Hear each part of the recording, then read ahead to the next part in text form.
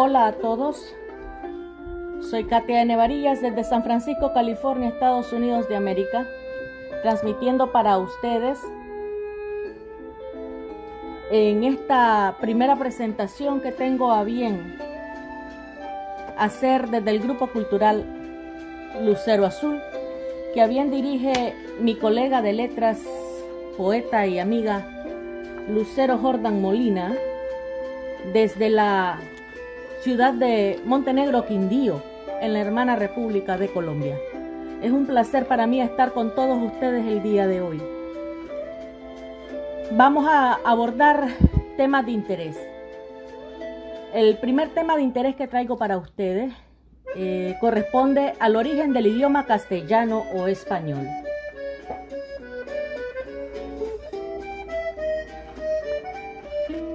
En el siglo III antes de Jesucristo, los romanos efectuaban la ocupación de la península ibérica. Esta había sido ocupada anteriormente por diversos pueblos cuyas lenguas y dialectos formaron la base del idioma que posteriormente se formaría a partir del latín vulgar, que era el idioma que hablaban los romanos en la región. Existía también el latín culto, empleado para los literatos y demás gente de mayor formación intelectual. El latín vulgar era la lengua usada por los soldados romanos, los navegantes, los mercaderes, etc. Numerosos eran los idiomas y dialectos hablados antes de la invasión romana, pertenecientes a pueblos antiguos que habitaban la península. Los celtas, los iberos, los vascos. También existían influencias de pueblos invasores como los fenicios, los griegos, los cartagineses, etc. Al debilitarse el Imperio Romano, sus colonias, menos influidas por la metrópoli, comenzaron a formar sus propios idiomas. Así tuvieron su origen las llamadas lenguas romances, nombre que tiene su raíz en el nombre de la capital del imperio. En España, el latín vulgar comenzó a transformarse, recibiendo influencias de los dialectos e idiomas que se hablaban antes de la dominación romana y de las invasiones posteriores, como la de los árabes. Más del 70% del idioma español o castellano está representado por palabras tomadas del latín. Desde el año 711 hasta el 1402, los árabes ocuparon la península ibérica. Como consecuencia de tan larga dominación, la lengua árabe aportó a la castellana más de 4.000 vocablos. El idioma español se llamó originariamente castellano. Aún hoy se lo sigue llamando así porque tuvo su origen en la región de Castilla, España. Numerosas fueron las lenguas que nacieron en las penínsulas derivadas del latín vulgar y que diferían entre sí por las diferentes influencias de los dialectos regionales de cada zona: el castellano, el leonés, el asturiano, el gallego, el catalán, el aragonés, etc. La presencia en la lengua de Castilla de obras importantes debidas a autores célebres le permitió elevarse a la categoría de lengua oficial. Alfonso X, llamado el Sabio, fijó en sus obras el idioma castellano y lo convirtió en lengua escrita y literaria.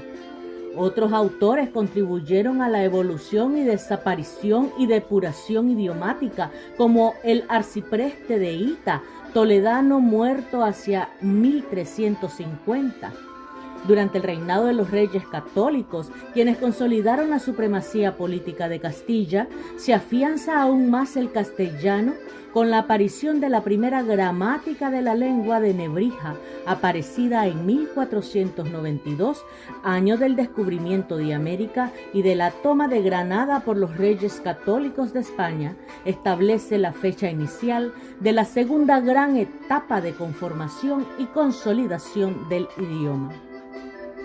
A esta época pertenecen el cambio de las consonantes que altera y consolida definitivamente el sistema fonológico del español.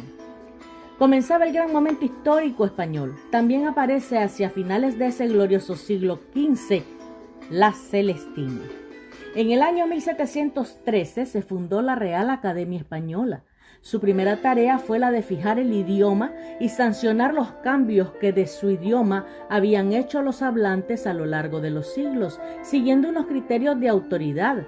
En esta época se había terminado el cambio fonético y morfológico y el sistema verbal de tiempos simples y compuestos era el mismo que ha estado vigente hasta la primera mitad del siglo XX. El idioma español ha recibido también aportes de muchas palabras y modismos de lenguas modernas. El francés, el italiano, el portugués, el inglés.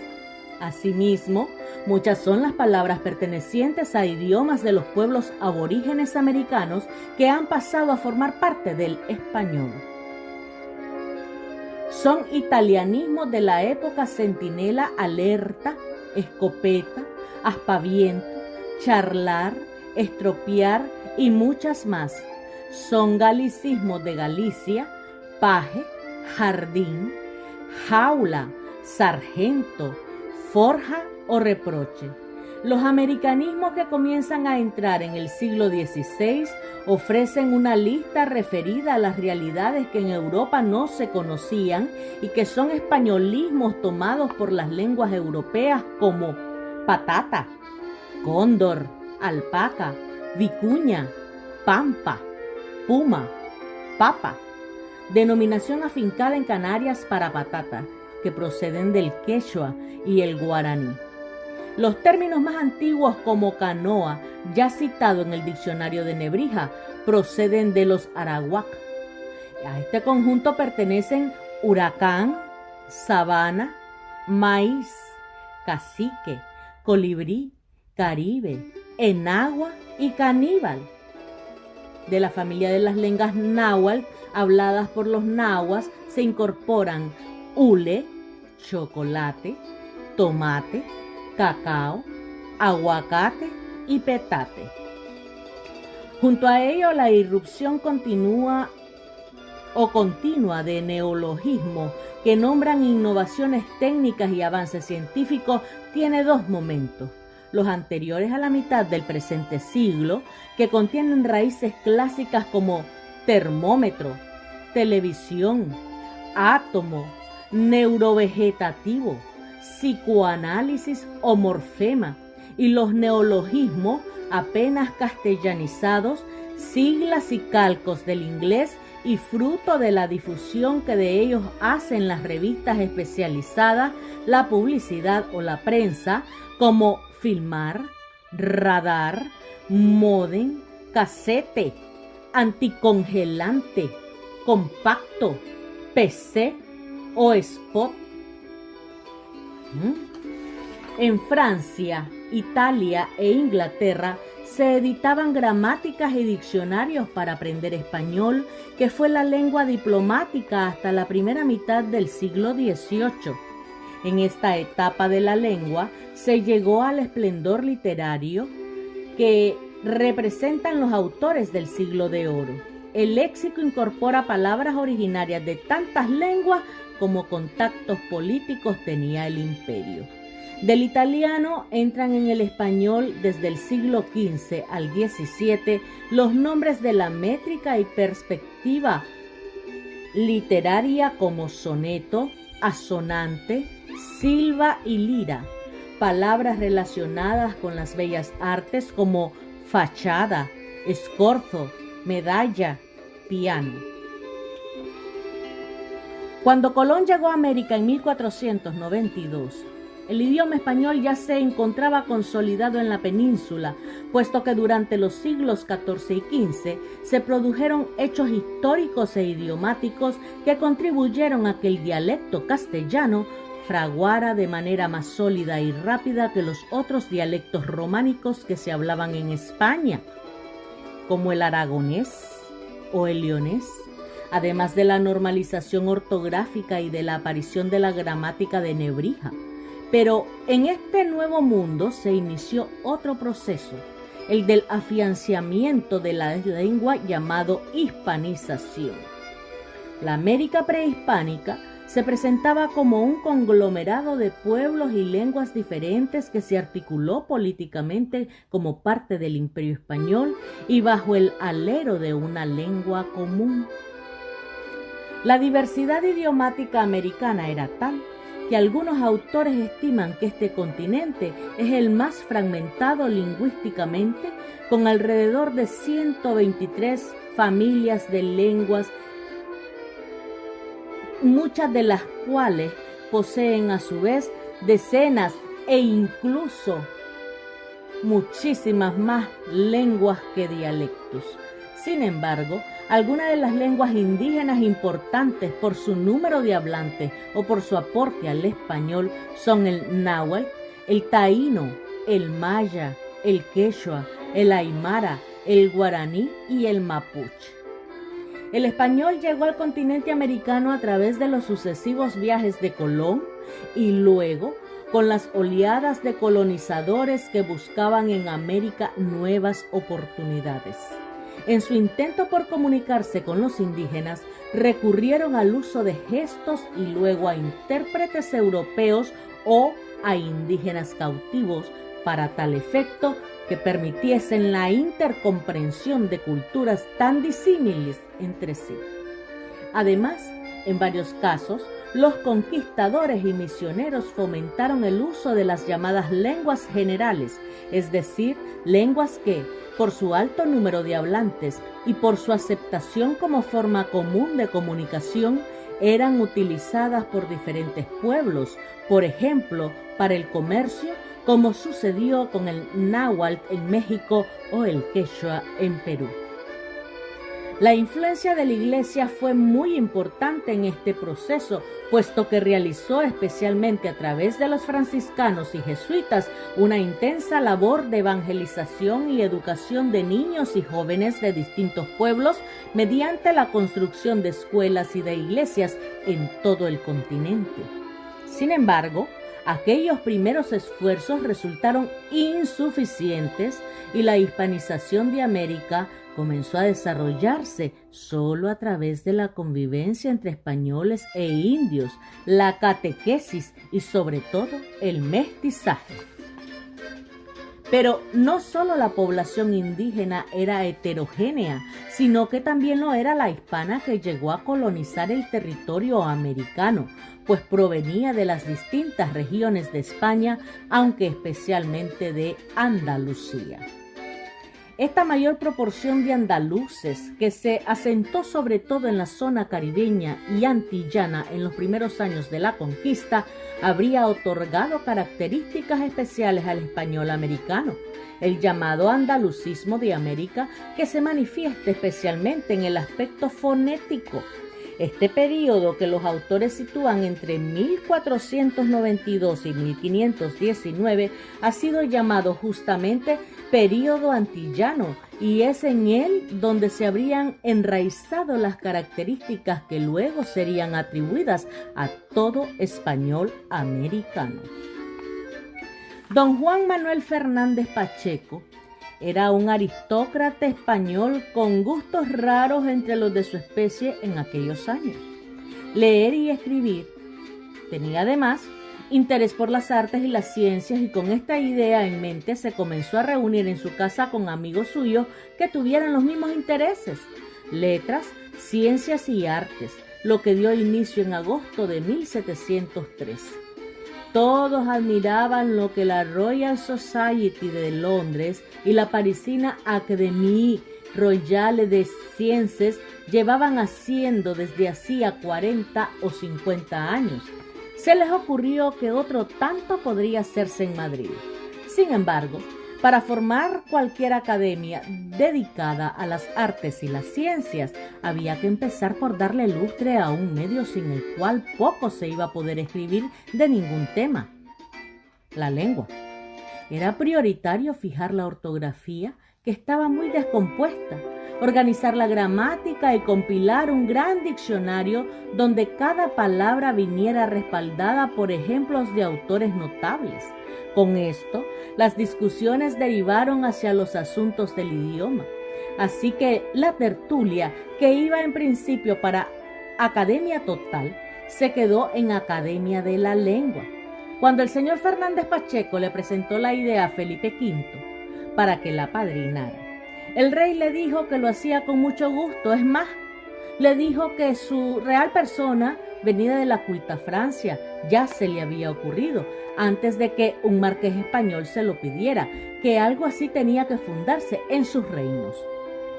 La verdad es que el rey, esos días de octubre de 1714, cuando estampaba su firma fundacional en las actas académicas, solo hablaba francés. Desde ese año nos referimos a la Real Academia Española, la Academia, por ser la de más veteranía, o la española a secas. No añaden de la lengua, que no les suele gustar a sus integrantes. En 1771, con la publicación de la gramática, la Academia había concluido la tarea que se había fijado hacía poco más de medio siglo. 3 grandes obras normativas que dieran prestigio al español y lo modernizaran. A la gramática procedió en 1741 la ortografía, y a esta, entre 1726 y 1739, el diccionario de autoridades. Algunos criterios fijados en aquellos años siguen vigentes hoy, como las reglas de la B y la V, la escritura de la C y la Z. Y si ahora decimos y escribimos doctor, efecto y significar en vez de doctor, efecto y significar, como decían y escribían Lope, Quevedo o Calderón, es también por la ocurrencia académica de 1776. Y para que se hagan una idea, si hoy escribe todo el mundo los derivados de kilo, mil con K, es por el error de sabios franceses que no transcribieron correctamente con QU la palabra griega de la que procede la voz mil.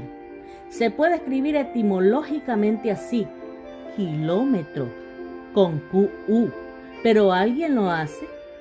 Mejor no lo intente, porque lo van a tachar de error. Era más correcto llamar arcicayo lo que todos llamamos hoy oxígeno.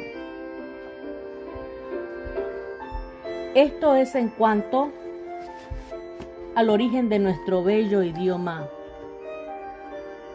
castellano, popularmente mal llamado español, pero todos sabemos que es castellano.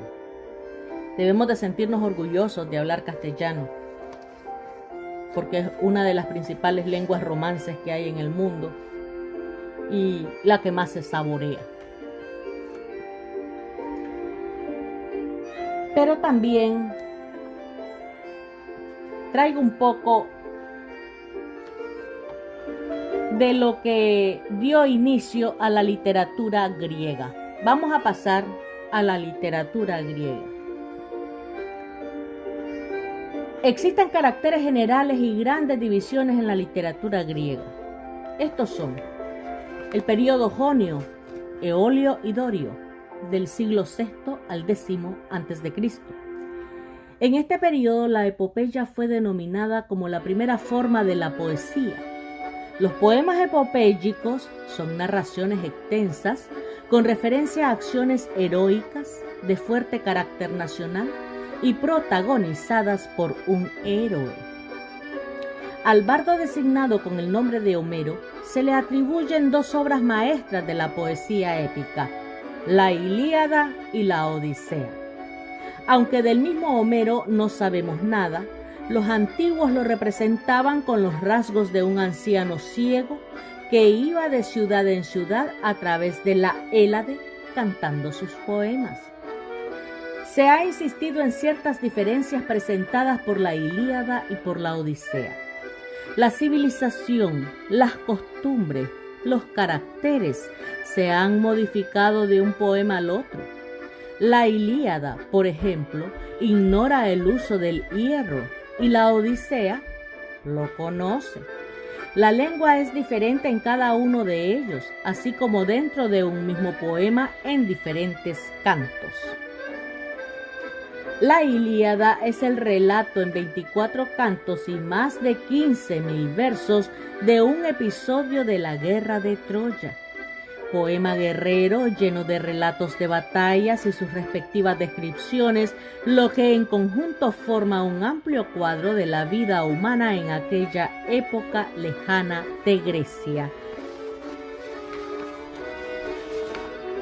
La Odisea es el relato de las aventuras de Ulises, uno de los héroes de la Ilíada, a quien la cólera de Poseidón le obliga a vivir errante durante largos años antes de volver a Ítaca, su patria, luego de la toma de Troya.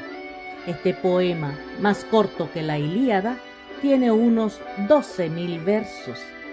Se creía que los trozos largos pertenecientes a ambas obras fueron escritos por diferentes autores pertenecientes a épocas y dialectos diferentes, surgiendo la pregunta: ¿cómo hubo de constituirse ese texto? No hay que olvidar que en los tiempos que precedieron a la aparición de los poemas homéricos ya se habían constituido gran número de leyendas dividiéndolas en ciclos: ciclo de Agamenón, ciclo de Aquiles, ciclo de Ulises, etc.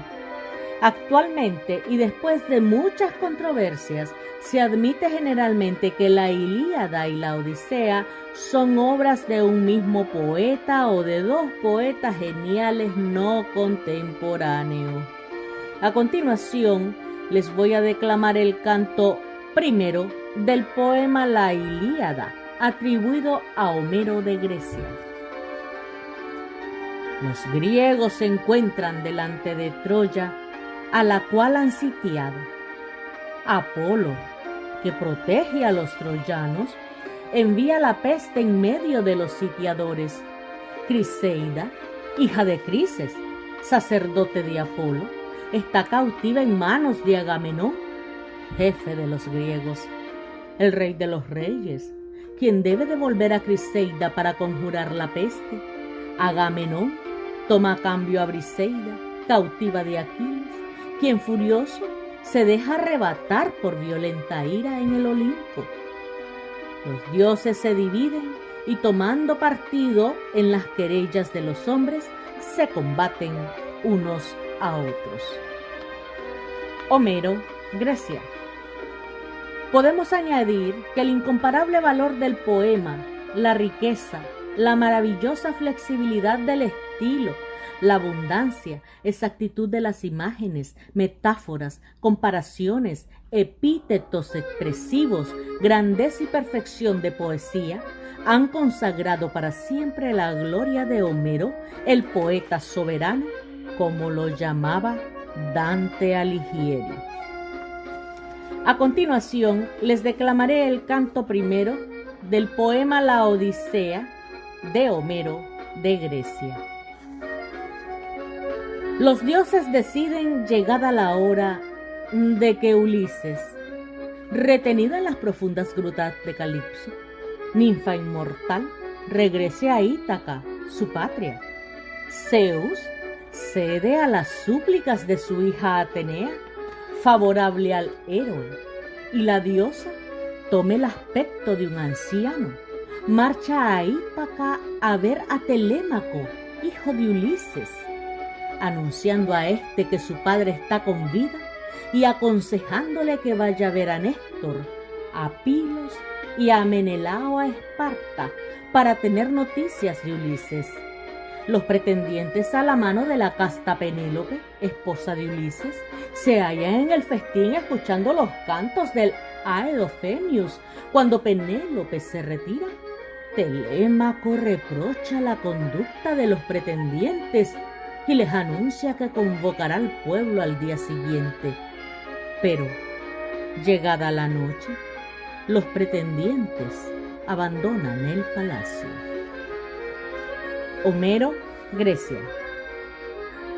En este primer periodo de la historia de la literatura griega, también mencionamos la poesía didáctica, atribuida a Hesíodo, la que pretende enseñar e instruir. Era natural que, después de Homero, un poeta tratara de sistematizar el conjunto de los conocimientos esparcidos en la epopeya de la edad precedente. La vida de Hesíodo se encuentra envuelta en leyendas de todas las obras que le atribuyen los antiguos. Solo dos parecen ser rigurosamente auténticas. Estas son Los Trabajos y los Días, que es un poema moral que enseña una conducta agradable a Zeus y una lección práctica sobre los trabajos agrícolas. La Teogonía, que es su otra obra, expone la genealogía y la historia de los dioses y del mundo, surgidos del caos original, y abre la vía a la filosofía, introduciendo un orden racional en las leyendas relativas a los dioses. También tenemos en este primer período la poesía lírica, cantada con acompañamiento de la lira y a veces de danza, desarrollada entre los siglos VI y VII. Los poetas líricos expresaban sus propios sentimientos, variados según su nacionalidad y personalidad. De la poesía lírica nacen los siguientes géneros: la poesía elegíaca, tan guerrera como la epopeya; la poesía yámbica, satírica y violenta; la poesía lírica, eolia y jonia, compuesta de canciones ligeras, espirituales y pasionales. También nace de la poesía lírica el género de la poesía coral, danzada y cantada por un coro de origen moral y religioso. Está compuesta en honor a un dios. El tercer y último período en la historia de la literatura griega es el helenismo, que conquistó todo el Mediterráneo oriental, en particular Asia Menor y Egipto. El helenismo consta de los períodos alejandrino y grecorromano.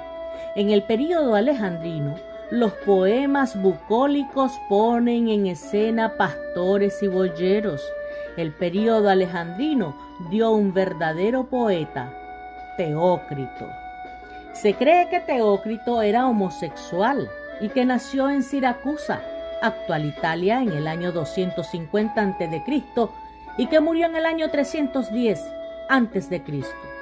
Poeta griego, vivió mucho tiempo en la isla de Kos y fue protegido de Hierón de Siracusa y de Ptolomeo II Filadelfo en Alejandría, donde también conoció a Calímaco. Teócrito es el fundador de la poesía bucólica y uno de los grandes poetas de la época helenística, lírico, capaz de unir lo dramático y lo narrativo. Fue el poeta del amor y la belleza del campo, un gran observador de las costumbres de su época y renovador de antiguas leyendas. Se conservan de él una treintena de idilios y alrededor de 20 epigramas. Su obra principal son los idilios, o pequeños poemas, compuestos en el dialecto dorio de Sicilia y de inspiración pastoril, con escenarios tomados de la naturaleza. A continuación, les declamaré un fragmento del idilio 12 de Teócrito de Grecia, titulado Amado muchacho. ¿Regresas ya, querido joven? No estás desde hace 2 días y 2 noches. Quien arde con amor, envejece en un día. Como dulces manzanas transforma la cruda realidad excelsa, floreciendo la primavera en el duro invierno. Enlana las ovejas su cordero, la doncella en su dulzura, la dama ruborosa, el cervatillo en ciervo, el ruiseñor cantando a todas las cosas. Cuánto anima mi mente la presencia ansiada, mi paso apuro, pasando el haya umbrosa, el viajero, cuando desde el cielo alcance arde el sol feroz. ¿Puede nuestro amor ser tan fuerte a todos? Y afecta, y en todos los tiempos es nuestra canción. 2 hombres se han amado el uno al otro en tan alto grado que ningún amigo lo vio así. Amantes ellos mismos, aman el antiguo y natural dorado en la edad de oro. Teócrito, Grecia. Y voy a concluir mi presentación de hoy pasando a la filosofía, perdón, iba a ser teosofía, no, a la filosofía. Vamos a hablar un poco de filosofía. De esta ciencia abordaremos hoy todo lo relacionado a sus orígenes, la división del saber, las diversas concepciones de que parte todo lo relacionado a ella. ¿Cuál es el significado de la palabra filosofía? Etimológicamente significa amor por la sabiduría. Según una antigua tradición, Pitágoras se negaba a aceptar por modestia el nombre de sabio, que en griego es sophos, sustituyéndolo por el de amante de la sabiduría o filósofo, término cuya significación explicaba de la siguiente manera. La vida de los hombres tiene gran semejanza con esas grandes asambleas que se celebran en Grecia, con ocasión de los juegos públicos, a los que unos concurren con propósito de comprar y vender, otros por ganar laureles y famas, y como simples espectadores. De igual modo, los hombres venidos a este mundo buscan una gloria, bienes materiales, y otros, en pequeño número, se dedican a la contemplación, al estudio de la naturaleza, de las cosas. Estos últimos son los filósofos. La definición de filosofía, de acuerdo al planteamiento de Pitágoras, sería la contemplación reflexiva del universo y la sabiduría, el conocimiento de la verdad. A ciencia absoluta adquirida por la reflexión. Pero, ¿es este el verdadero y único objeto de la filosofía? Creo que no se debe olvidar a los grandes filósofos, Platón, Aristóteles, Descartes o Kant, ya que no solo fueron sabios que especularon sobre la naturaleza de las cosas, sino también maestros que enseñaban a sus discípulos el arte de bien vivir. Conocer al universo en su conjunto, introducir un orden nacional, racional en los actos humanos, tal es el doble problema teórico y práctico al que debe dar respuesta la explicación filosófica. Poco a poco se arrebataron a la filosofía los campos que parecían pertenecerle. Sí, en los comienzos, los diversos ramos del saber formaban un todo indistinto en el seno de la filosofía. A medida que fueron constituyéndose las distintas ciencias de manera más cierta y más precisa, se desprendieron de la filosofía y constituyeron disciplinas autónomas. Las matemáticas con Euclides fueron las primeras que se sustrajeron a ese yugo. En los siglos XVII y XVIII, las ciencias experimentales se emancipan también y adquieren como ciencias independientes extraordinaria importancia. La física y la astronomía con Galileo, Kepler y Newton, la biología con Buffon, Lamarck y más tarde con Claude Bernard, la química con Lavoisier. Pero veamos qué nos trae en estos nuestros días. Hay dos partes de la filosofía, como lo son la psicología y la sociología, que tienden a desprenderse del tronco común para constituir dos ciencias independientes, y algunos pensadores pretenden también separar la moral para constituirla en una ciencia positiva de los hechos morales. Y me pregunto, ¿qué objeto podemos atribuir hoy a la filosofía que ha ido perdiendo uno a uno los dominios en que reinaba y que parece no sobrevivir sino allí donde los sabios no han logrado aún descubrir métodos y leyes rigurosos? En modo alguno podemos mantener por más tiempo la confusión que hallamos hasta en los filósofos modernos, ni aceptar la tan conocida fórmula de Descartes cuando afirmaba que toda la filosofía es como un árbol en el que las raíces son la metafísica, el tronco la física, y las ramas que parten de ese tronco, todas las demás ciencias que se reducen principalmente a tres: la medicina, la mecánica y la moral. No podemos aceptar ya hoy esta fórmula porque en modo alguno debemos confundir la filosofía con cada una de las otras ciencias que tiene ya completamente definido su objeto propio e intentan estudiar una parte de la realidad. Pero, ¿por qué las ciencias intentan cada vez más darnos a conocer el universo? ¿No habrá ya razón alguna de filosofar? Esto más que todo depende de las diversas concepciones de la filosofía. Entre estas concepciones encontramos el positivismo. Toda una escuela de filósofos ha negado la legitimidad de la filosofía, al menos como ciencia independiente. Ellos fueron los positivistas. Su punto de partida era el siguiente: la ciencia existe y logra sus fines. Las diferentes ciencias van adquiriendo sucesivamente su independencia. Basado en lo anterior, ¿qué quedará de la filosofía el día que las últimas ciencias se hayan desprendido de ella y adquirido plena autonomía? Según Augusto Comte, fundador del positivismo, toda evolución del espíritu humano logra alcanzar una fase que él llama estado positivo científico, en la que el espíritu intenta explicar los fenómenos relacionándolos con otros hechos. Toda proposición que no pueda finalmente reducirse a un hecho particular o ley general debe considerarse ininteligible. Por lo que, en consecuencia, todo conocimiento verdadero es de orden científico, pero, por otra parte, existen ciertas cuestiones, las de origen o de naturaleza, que la ciencia, por su carácter mismo, no está en condiciones de abordar. Todo lo que está fuera del conocimiento científico se considera incognoscible.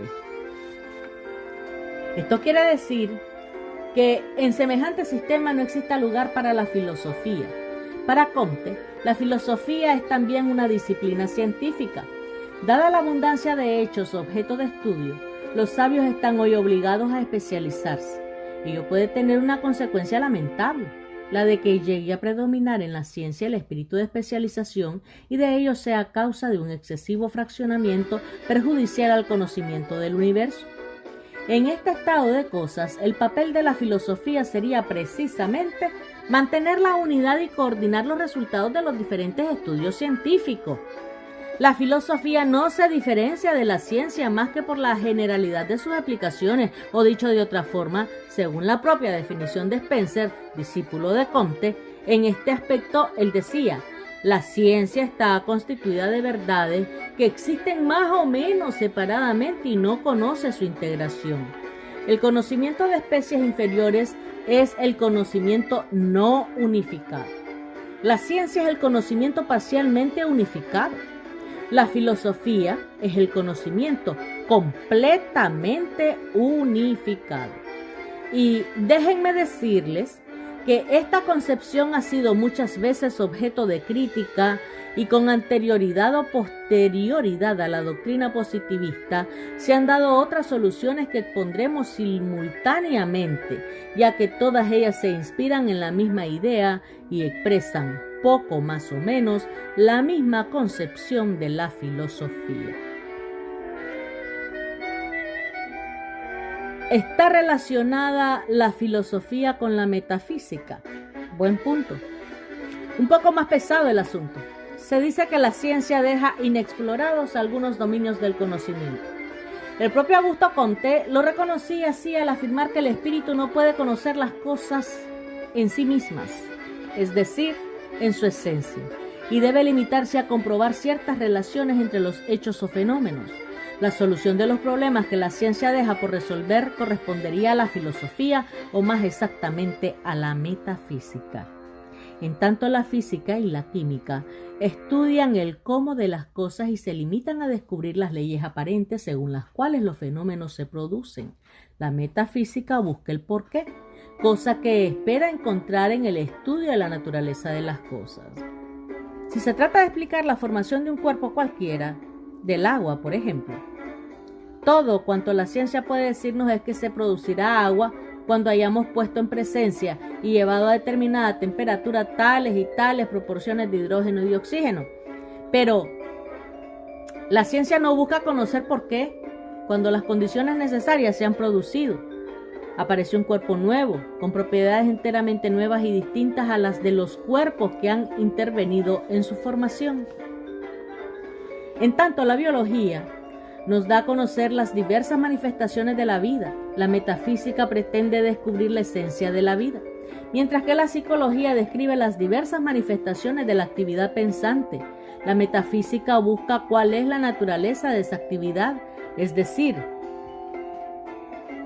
que es la naturaleza misma lo que hace la metafísica y no la materia con la que la realidad se nos presenta, sino lo que es en sí misma esa realidad. Que la metafísica investiga las causas primeras y las consecuencias últimas de los fenómenos, es decir, sus razones, mientras que las ciencias no estudian más que el mecanismo de esto, las condiciones de su producción. En resumen, la filosofía, que en tal caso se confunde con la metafísica, es el conocimiento de una realidad más profunda que el universo estudiado por la ciencia. El conocimiento del ser en sí mismo, del ser en tanto que ser, según la expresión de Aristóteles. Esta concepción tradicional, que fue, por lo general, la de la antigüedad, la hallamos, aunque bajo diversas formas, a través de la historia, y es mantenida aún por ciertos filósofos. Pero, ¿cómo puede llegar a conocerse en sí misma esa realidad? En opinión de algunos, la razón es bastante para ello, a condiciones de que se sepa emancipar de los datos de la experiencia, partiendo de los cuales trabaja la ciencia. Según otros, la razón es importante para lograr el conocimiento de la realidad profunda y afirman la existencia de otra facultad capaz de ponernos en comunicación directa con lo absoluto. Este punto de vista es el sustentado especialmente por todos los filósofos místicos que oponen a la razón la fe, otra forma de conocimiento. Así, la metafísica, que pretende exceder los conocimientos que nos ofrece la experiencia, corriente y no corriente, y aún la ciencia misma, se ve obligada a llamar en su auxilio a especiales facultades del conocer distintas, cualquiera que sea el modo como se les considere, de los razonamientos elaborados por toda investigación científica. Pero, ¿existen tales facultades? Tengo la certeza que no existen. Kant fue uno de los primeros en plantear el problema con toda claridad. La metafísica como conocimiento racional es puramente ilusoria. Después de Kant, Augusto Comte y los positivistas, como ya dijimos, afirmaron también la imposibilidad de conocer las cosas en sí mismas. Indudablemente es posible ir más lejos que Comte y ensanchar los límites del conocimiento científico.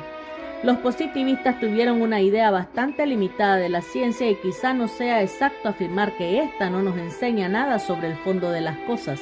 Por el contrario, parece que ciertas teorías científicas nos proporcionan un conocimiento más profundo que las leyes que expresan simples relaciones y nos permiten penetrar en la realidad misma de esas cosas. Por eso algunos filósofos se niegan a limitar así el campo de la ciencia, distinguiendo diversas clases de realidades. Analicemos las afirmaciones que algunos de estos pensadores hicieron al respecto. Que todo conocimiento válido es de orden científico. Que toda realidad es cognoscible de la ciencia, si no de hecho actualmente, al menos de derecho. Y siempre me he preguntado, ¿cuál es entonces el papel más importante de la filosofía? La filosofía propiamente dicha, en la medida que pretende ser fuente de conocimientos precisos y sólidos, no puede apoyarse sino en la experiencia y en la ciencia, y que, por otra parte, no debe emplear otro método que aquel cuyo valor haya sido probado, un método rigurosamente científico. Su misión consistirá en trazar una visión de conjunto sobre el desarrollo del universo, o dicho en otros términos, en realizar una síntesis de las ciencias. Por eso, algunos filósofos han renunciado en nuestros días a las construcciones abstractas, limitándose a elaborar, a base de los datos de la historia y de la ciencia, una imagen del espíritu y del mundo, siempre revisable a medida que se extiende el área de los conocimientos positivos. No olvidemos que ya Platón definía al filósofo como el hombre que busca comprender las cosas, agrupándolas de manera sintética. Los caracteres de todo sistema filosófico son, pues, ese esfuerzo personal de síntesis y esa visión de conjunto de la realidad. Ahora bien, para construir una filosofía adaptada a la vida, una filosofía que no sea la obra arbitraria de una poderosa imaginación, es necesario mantener estrecho contacto con los hechos, a reserva de rectificar incesantemente la teoría a medida que lo exijan los resultados de la experiencia. Ya casi concluyendo este tema, veamos cuáles son las disciplinas filosóficas. A la filosofía propiamente dicha deben unirse ciertas disciplinas filosóficas que establecen escalas de valores. Tales estudios, llamados normativos, enuncian las reglas a que deben someterse para que tengan algún valor el pensamiento y la conducta humanos, como lo son la lógica, que estudia las reglas que permiten al espíritu humano alcanzar la verdad, a la que puede añadirse el estudio de los problemas antes abordados relativos al valor de la ciencia y al valor del conocimiento en general. La moral, que estudia la actividad humana en cuanto a que tiene por finalidad el bien, y la estética, que enuncia las reglas que permiten lograr la belleza del arte. Con la filosofía se relacionan también, de ordinario, estudios como la psicología y la sociología que, por las materias de que tratan, tienen especial utilidad para la constitución de los diversos estudios filosóficos. Muchísimas gracias. De antemano quedan invitados a la próxima presentación semanal el viernes, todos los viernes, de las 3 a las 5 de la tarde, hora de Colombia. Noche Bohemias de pura poesía y esta servidora los abrazamos con el manto del saber y del versar. Muchísimas gracias.